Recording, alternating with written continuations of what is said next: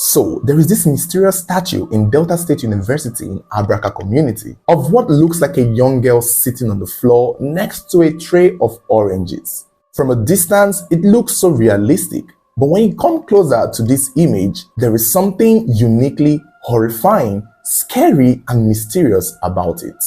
For one, it looks like a young girl, and for two, her eyes are marked red. And according to the story, this statue was made in honor of a young girl who used to be a student of Delta State University as far back in the early 2000s. It was said that this young girl sold oranges to support herself through school, although her name is not mentioned. However, this story has gone viral on social media and somehow even dividing the internet, with some people saying it never happened and others saying it's a true story. However, in this video, you're going to find out whether this story happened for real or whether it's fiction. The story attributed to the statue claimed that the young girl was a 300 level student who came from a poor home where she had lost her father and had to rely on her struggling mother to cater for her, pay her fees, and also support her the best way she could.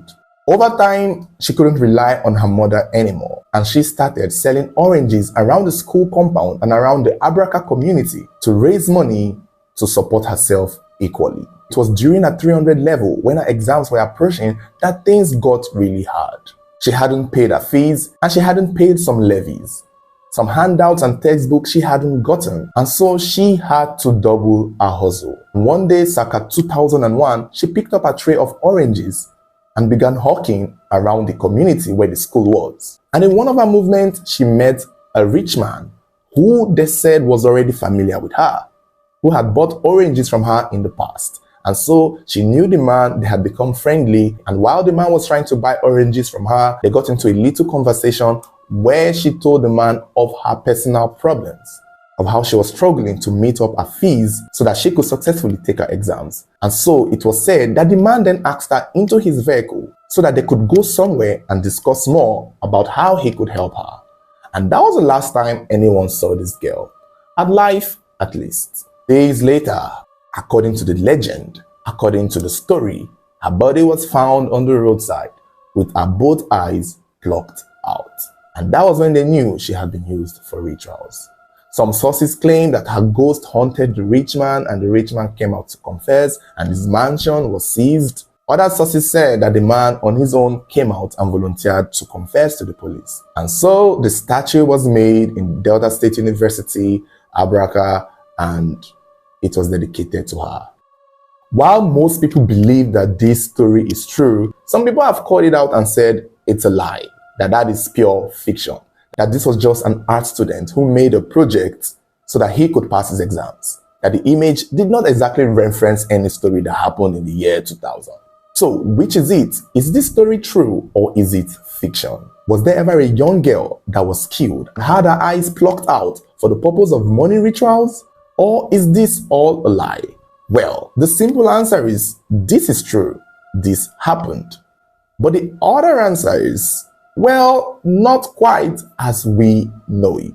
Back in the day, a 22-year-old girl by the name of Elozino Ogege was killed and used for money ritual in the same manner as the story relating to this statue. Is it possible that the story attributed to this statue is that of Elozino, or is it that history repeated itself? Is this a case of life imitating art, or is this a case of art imitating life? The thing is, the story of the orange seller and that of Elozino is very similar, very the same in a way. It's hard to hear the statue story and then hear Elo's story and not think that, yeah, either history repeated itself or the story for the statue was gotten from Elo, because it's pretty much the same thing, except for the orange part. And also, except for the fact that whereas the orange seller story was claimed to have happened in the early 2000s or late 90s, Elo was killed in 2018. So the timeline is really far. If these people are claiming this happened in 1999 or 2000 or 2001, and Elo's story was 2018, if the statue story is true, then this might just be history repeating itself again. in the most similar way possible. Otherwise, the story of the statue is originally that of Elozino.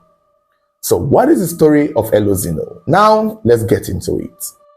So, Elozino Ogege was a 300 level student of mass communication in Delta State University in Abraka community.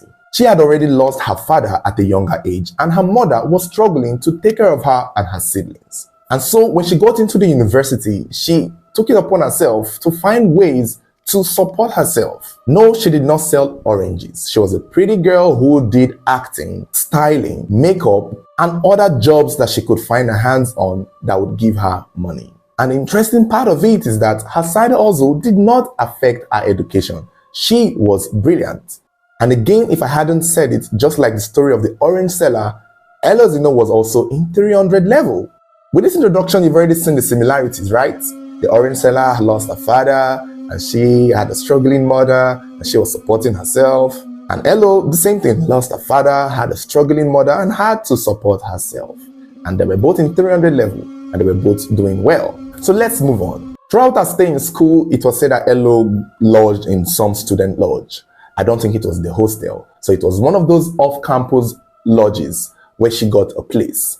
But over time, she started noticing that the compound she lived in was a bit rough. There were too many boys who smoked, who fought, and she started feeling unsafe in a way. The amount of cultists and Yahoo boys and wayward people that were always causing chaos in that compound started getting to her. And she told her mother that, yeah, Ma, I don't want to be here anymore. I don't like this house. I don't like this compound. I don't like this lodge. I'm worried for myself. The people here are too wayward and I gotta leave. And Elo's mother was like, yeah, girl, you gotta leave. Her mother encouraged her to look for another place. And that was what Elo did. Elo began looking for a new accommodation. She asked people to help her look for places for her. And one of those people that she met to help her find a place was the security man of that lodge, a man named Onos. And immediately she asked Onos to help her look for the accommodation. A day or two later, Onos came back to her and said, yeah, what's up? I found a place and I would love you to see it. It's cool. You would like it. It's better than this shithole that I am securitying for. And so Elo was like, okay, cool, fine. I will go see the place. On the 15th of November 2018, that was when Elo agreed to go with Onos, the security man, to the new place that he had found for her. Before Elo could go to see this place, she spoke to her mother and her sisters on the phone and said, oh, this is the update now. The security man has found a place for me and I'll go and check it out on the 15th. But her mother had a bad feeling about it. Her mother was like, yeah, I don't know. Are you sure? In a compound where you complained about everybody being an asshole, you want to meet the security man to find a place for you? In a compound where there are thugs, Yahoo boys, drug addicts, and cultists, you are asking someone there to help you find a place? The mom was just a little bit concerned. To the point that she even asked Elo to send the security number to her. Because the mom was just like, something is just not right. I'm not even in the house. I don't even know what your security man look like. But from everything you've said, I don't feel that the security man is the best person to show you an apartment. But Elo was confident. She was like, ma, don't worry. It's cool. The security man is chill. I trust him. He's not like the other guys. He's the security man who just does security job. And I'm going to give him a little money for this. So he's pretty much doing this for the cash I would give him. Not that he's doing it for free. So Elo did her best to convince her mom not to worry, that everything is good. But what Elo did not know was that her mother was right, that something was wrong.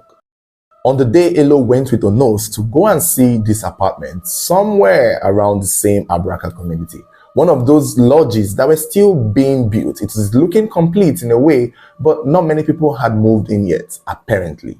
So along the way, it was said that they were offered to be dropped off by one of the boys in the compound, apparently, whose name was Desmond. It seemed that the security man recognized Desmond, and it seemed that Elo may have also recognized Desmond from the compound. And Desmond had a car, and so he picked up Elo and Onos. On their way going, Elo was drugged with an handkerchief to her nose, and immediately she dozed off. It was instant. Some sources said it happened at the place that they had gone to see and that she was ambushed by these guys. Other sources said that it was the Desmond guy who picked them up with hopes of taking them to the new place where she was going to look for that had her drugged. The shocking part was Onos was in on it. This was all a ploy. After Elo had met Onos to find a place for her, Onos had gone to tell a group of people who had sent him that he has found the perfect girl for what they were looking for. And unfortunately for Elo, she fell into the trap of the same demons she was running away from. After drugging her in the vehicle, they drove her to a bush where they began plucking out her eyes. It was alleged that Elo was begging them to spare her life. She was pleading for them. She was crying. But these people did not have any heart. And they made sure that she also did not have her own heart, because after plucking out her eyes, she was killed. Her organs, breast, heart, and other body parts were harvested from her. They dumped her body in the bush and then took everything they had gotten from her to a native doctor to prepare charms for them so that their yahoo business would be successful. On that same day, Elo's mother was at home waiting for Elo's call, but Elo did not call. The next day, Elo was still not calling. They were trying to get to her phone, but it was not reachable. Around 4 that evening, Elo's mother got a phone call from Elo's friend, a female friend of hers. And the friend told Elo's mother that, "Ma, I've been trying to get to Elo, and anytime I call her, someone else keep picking the call. It seems as though her phone had been stolen." And the moment Elo's mother heard this, her heart melted. Her heart jumped out of her mouth. The mother said to the friend that if Elo's phone had been stolen, she could have gotten another mobile phone from someone to call and reach out to them. But for the fact that she hadn't called them, then something was wrong. Elo's mother and siblings quickly went to the police station to file a report that their daughter was missing. But the police were like, you have to wait 24 hours before you can file an official missing person report. And there was nothing they could do other than wait for the 24 hours. It was already closed. So on the 24th hour, they filed the official missing person report and the police started searching for Elo. The first thing they did was to trace her phone number. And just as fast as luck may have it, the phone number was traced down to Onos, the security man of the lodge Elo lived in. And the security man was instantly held, because now the story makes sense. My daughter said you were going to take her to see a place. Now she's missing. And somehow, some way, her phone is with you. And this was when everything blew up. Instantly, the security man knew the jig was up. In the end, he's just a security man. Those Yahoo boys may have money and power to run away and get out of town. But you, Mr. Security Man, in this deal, you will most likely get, 20K, 50K, or the mobile phone of the person you sold out for the ritualist. But you will still be in your job. And when they questioned Onos, he did not waste time to confess. He said and claimed that the phone was sold to him by a man called Uche. Uche was a supervisor of the security company that hired him and positioned him in this lodge to work. During interrogation, Onos furthermore confessed that Uche specifically hired him to find young girls that could be used for rituals. And instantly the police went after Uche. He was caught, brought in, and questioned. And Uche denied, saying that that is not true, that the security man is lying on his head, and that the security man is only doing that because he had helped them arrest him, which I don't really understand. Maybe they spoke to Uche first and he routed out the security man who then exposed everything. I guess that's what Uche was trying to say. But the phone was traced to Onos, so it would not have made sense that Uche was the one who spoke to the police first. So while Uche and Onos were in the police station, more interrogation continued. Because right now, they had to uncover the truth. Why is the supervising security leader sending security men to houses to look for people to use for money rituals? Something wasn't right. During the interrogation, another name was mentioned to be that of a young boy called Kevin, who they said stays in Ghana. And then it led to Desmond, the guy who picked Onos and Elo up the day she was killed. Desmond was arrested, and the next person that was picked up was the said native doctor by the name of Robinson, the one who had received the body parts of Elo and turned it into some kind of soap for the Yahoo boys, Kevin and Desmond, and maybe Uche too. A little girl was also arrested in this chaos. Her name was Odiri, and she was said to be the sister of Kevin, the Yahoo boy who lives in Ghana. I guess it was through her that they were able to get Kevin. It is also possible that they discovered that they used her mobile phone a lot to scam people. So pretty much she was some sort of a tool, maybe not directly related to Elo's death, but since we're dealing with Yahoo boys, somehow she got involved. Police were said to have arrested a total number of 6 people related to Elo's death. And Kevin was the leader. He was the one who had paid and organized all of this. Desmond was equally a Yahoo boy, and Uche, who was a security supervisor, was directly contacted and told of the needs of these young boys who lived in his lodge. So pretty much the science of it all was that Uche knew that these Yahoo boys and Curtis were living in a building that he is overlooking. And these boys were most likely paying huge sum of money to him. And somehow he wanted in on the cake too. And along the line, they revealed to him what they needed. And that was how he was able to place Onos, a security man, in that building to help get these boys what they needed, which was a young girl they could use for rituals. That ended up turning out to be the fate of Elozino. Later on, the body of Elozino was discovered in the bush, and it turned out that it was in bad state. Her eyes, tongue, and body part had been harvested. Onos confessed during the proceedings that yes, the Uche guy specifically put him in that building for the purpose of finding girls for rituals. And it's unclear if he had actually found any girl, but eventually he also was met by Desmond and his gang to find a girl for rituals. They were most likely looking for prostitutes or random girls on the streets. But he got his first break when Elozino met him to find an apartment. And so when she made that request, he quickly ran to Desmond and told Desmond that, hey, one girl in this compound is looking for a new place. And that was when they felt that this was a perfect opportunity to do what they wanted to do. Uche denied being involved in this.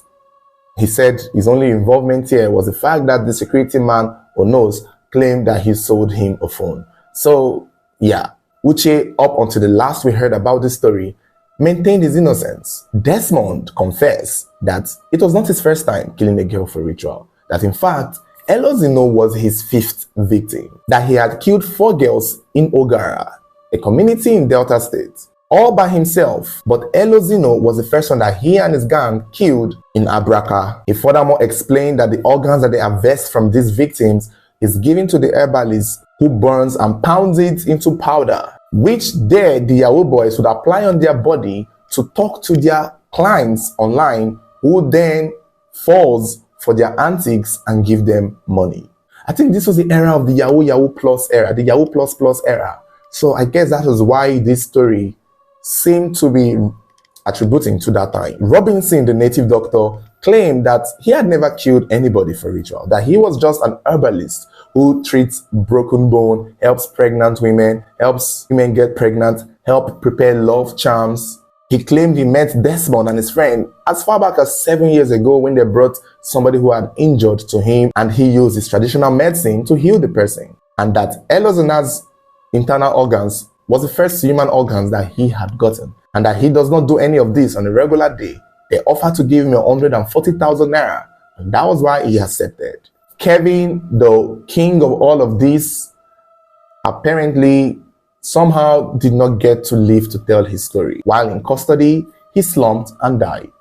Odiri, the 16-year-old girl at the time, was maybe let go because she may not have been aware of what was going on. They most likely used her phone, and she was used by these killers to get away with some things, and she most likely did not know the implication or the full scale of what was going on.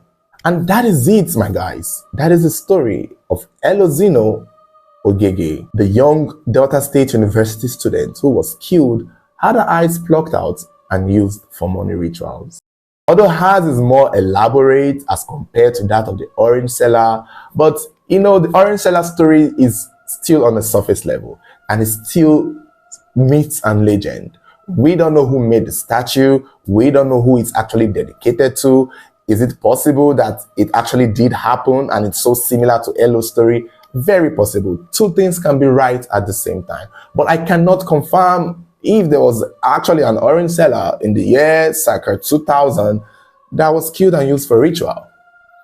I shall feel that if the orange seller statue story was dedicated to somebody of such magnitude in an event that warrants being honored with a whole statue in a prominent place like the University of Delta State, a name should be most likely written on it.